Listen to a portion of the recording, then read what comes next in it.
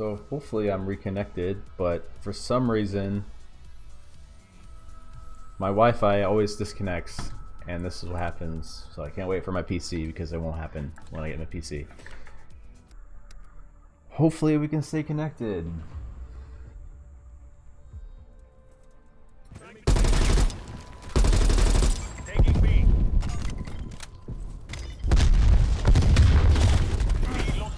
Oh my gosh. Oh my. Alright, so playing the Cold War beta. When I get my PC, it won't happen. See, it won't do that because I'll have Ethernet connected to the PC. So I switched over to the normal game modes.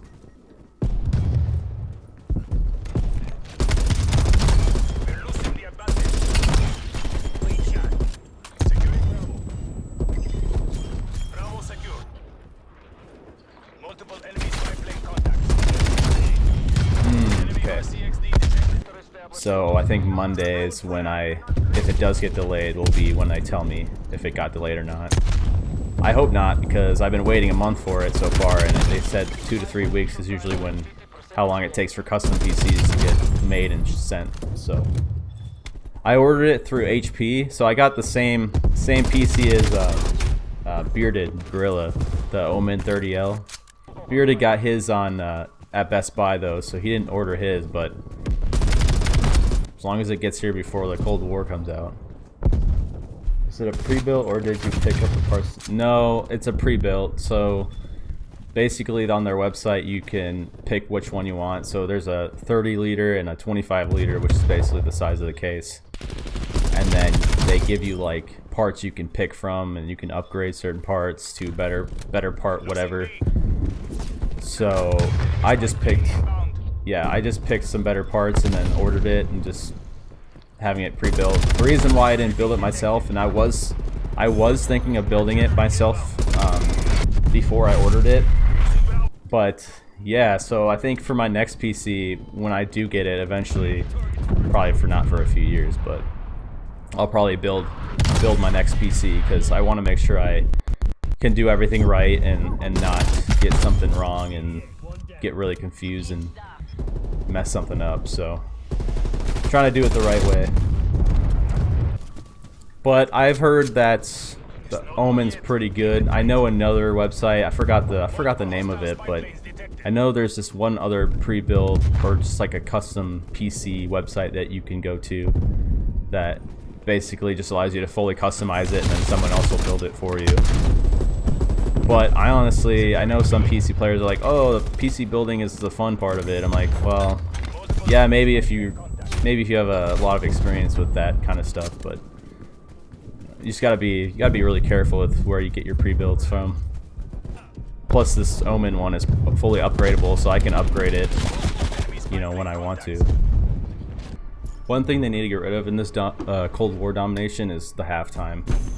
So it's not the thing, man. You like be on a streak and then halftime comes up and then you're sitting there for a minute or like 30 seconds waiting to start again. It's really stupid. Yeah, I literally do all my graphics. So everything you see on my everything but the banner you see on top of the video and the panels under the about section, everything but those things I did all by myself, and then I'll probably remake the panels because I have a kind of a branding theme that I'm going for, so those will probably be updated and I'll probably make my own here in a little bit. But I didn't really want to spend a whole lot of time on certain things. I just kind of wanted to get things up. But thanks, man, I appreciate it. I've been doing graphic design for years now, just here and there. Started when in high school. That's initially kind of what I wanted to do as a career, but I just kind of going into like something more business-wise. But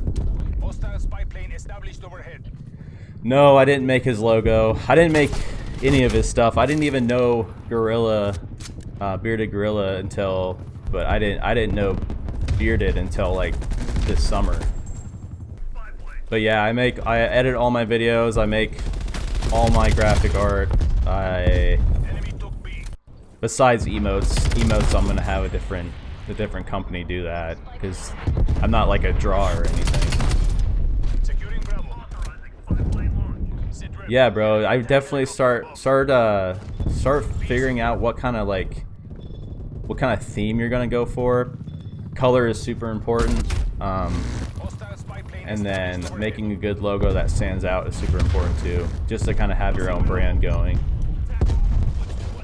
Like what I see with a lot of people that stream is that they don't really care for their branding, which is by far the most important. Like, yeah, you can consistently stream all the time and be a really good, like, have a really good personality and everything, but like, if your branding isn't on point and your quality of your streams are on point, you're not gonna get a lot of followers and people that want to watch you. So, but like before, so I used to stream a little bit before, not very consistently, and I also have a YouTube channel that I'm working on again.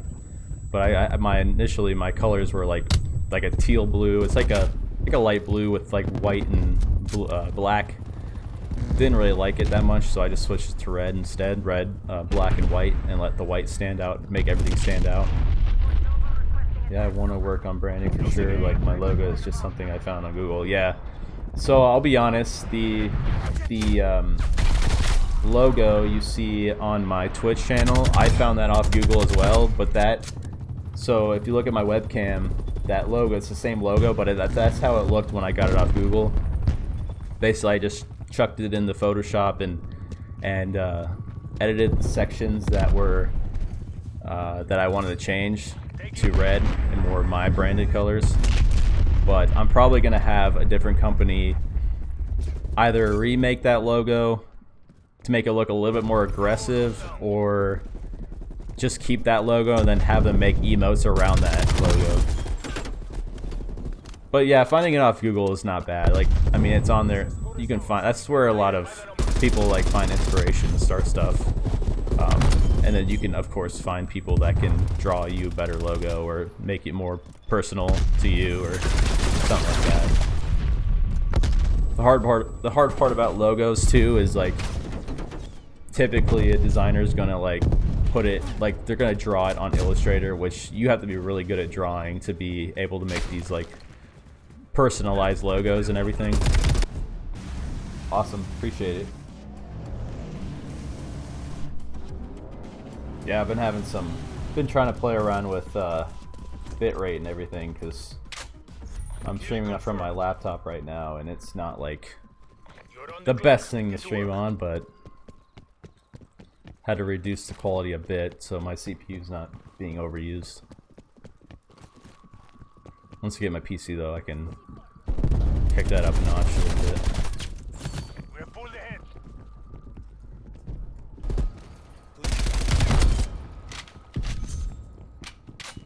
Yeah, so that's exactly the problem I was having. So when I had it on the, I think it was like 6,000 bitrate. I reduced that to 4,500, but I think it's running 720p 60 frames, which is not bad whatsoever. I mean, I'd rather have the stream running smoothly than lagging around, but initially, before, I never even like took the time to set everything up. I kind of just started streaming again, didn't even care. Okay, so yeah, so I had it at like 6,000 bitrate. I'm streaming off a laptop, so it's probably not the best idea, and it was like, the streams were laggy and not very smooth. But yeah, I just reduced it to 4,500 bitrate, and then the resolution I did 1280 by 720. Yeah, it's super important. I've been cranking out some stuff on Instagram. Just literally made a new video today for my YouTube, kind of giving an update on everything for the channel and everything. I've also uploaded 3 other videos, basically highlight videos from my previous streams. So I think what I'm gonna do is pretty much stick to that. Is stick to Twitch as my main place. I'm gonna be producing content, and then basically take the streams, put them into a editing system, which is Premiere Pro, edit them down, upload them to YouTube, upload some clips to Instagram, Most likely I'll just, I don't know if I'm gonna post clips on Twitter or not. I might. Shoot. And then, yeah, just kind of basically take your stream content and reproduce it for your social medias. And then also, like, if you do some YouTube videos, get in front of your webcam or whatever, and just do like a little introduction before your videos, and you know, it gets that sense of like, oh, this is like, I know who's doing this YouTube. It's not just like literally clips of, you know, you gaming. It gives you a little bit more personality to it. But that also helps with growing your channels too. It's like getting on social and YouTube and building that out, and then pushing everyone to your Twitch channel. Clips are the hardest actually. Like I know there's a way to, like, when you're streaming, you can pull up Stream Manager and you can mark certain times where like something crazy happens. You can mark it down on the stream, so you will be able to go back and pull that from Twitch. So that's probably something I'm gonna do when I get my PC, so I'll have that running. Because there is a large gamer. Yeah, TikTok's huge too. That's another thing I'm doing as well. TikTok, and then, so I haven't done TikTok very much lately, but I used to do a lot of YouTube here and there, probably 2 years ago, and I have 164 subscribers on my YouTube channel. Now I'd probably say like 85–90% of them are active, but at least it makes me look better than having only 5 subscribers or whatever. But I plan on doing like other things non-Twitch related on my YouTube as well. Probably like playthroughs of like games and different kind of series is on there. But I see a lot of these big streamers, and they're just like, they're on everything. They're on everything. It's whatever you can get your hands on, whatever platform there is, just get onto it and start putting content on there, because you don't want to just have one channel of content, which for example would be Twitch, and then you're basically pushing no one to it, and you're basically going off of chance that someone sees your stream. But if you have a community on other platforms, then you have a higher chance of getting them over to your Twitch channel. And I would also say maybe do quality over quantity in a way. Be consistent, but make sure your content is very quality versus it just being really like boring stuff, you know what I mean? Like, basically put it as like, if you're not gonna click on that YouTube video or whatever it is, if it wasn't your channel, then don't make that type of content. Make something that you're gonna watch, that you would personally click on, so then you know that, hey, if I'm gonna click on this video, then other people are gonna click on it too, so I'll make content like that. And you can get inspiration from other bigger streamers too, because tons of people watch them. So, and another thing that I learned as well is, and another reason why I kind of started back up with streaming and everything and getting my YouTube back up, is because meeting Bearded Gorilla, knowing that he streams, kind of got me motivated again. I'm like, hey dude, I know this guy, he streams, I might as well, you know, try and, you know, get to know him more, play, you know, support him in his Twitch journey, and, you know, I'll start my stuff back up, get to know other people in the community, and start building a small community through local people, you know. Networking is super huge too. That, I would say, so there's videos that I've been seeing on YouTube. It's like, oh, here are 10 tips on how to grow your Twitch following, or how to grow your Twitch channel.